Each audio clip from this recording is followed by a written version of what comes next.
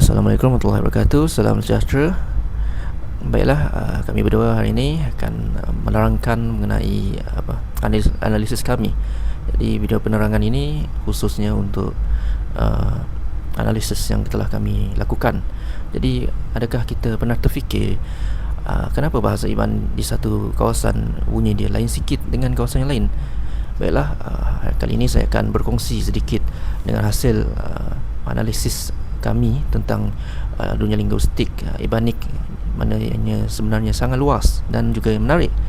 Kalau kita tengok kajian daripada tokoh-tokoh seperti Chong Shin dan juga Dr. Remy Gedat sendiri, bahasa Iban ini sebenarnya ada banyak cabang dalam satu rumpun yang besar yang kita panggil sebagai Ibanik.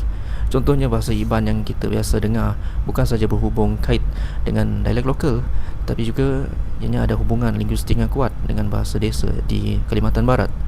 Malah ada satu kajian yang menarik oleh Claudia Vika Bandan pada tahun 2023 yang mendapati tahap kekerabatan antara Iban Undop dengan bahasa Remun di Serian mencapai 94.7% Koknat.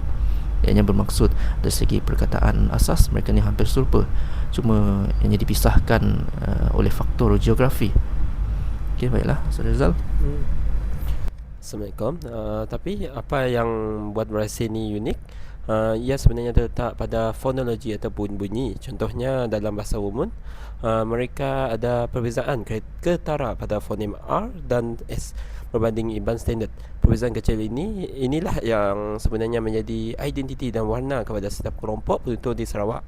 Sebab itu dalam e-portfolio kami ini kami sediakan satu poster visual dan peta benda yang merumuskan semua dan data empirikal kami ini. Kita bukan sekadar dengar bunyi yang berbeza, tapi kita boleh nampak bukti melalui perbandingan kosakata yang telah kami susun dalam slide perbandingan kami ini. Kesimpulannya, evolusi bahasa Iban ini adalah bukti sejarah migrasi dan adaptasi komuniti kita ini di Borneo. Jadi jemputlah seteliti setiap artifak dalam e-portfolio kami ini untuk faham lebih mendalam tentang kehebatan bahasa Iban ini. Jumpa lagi.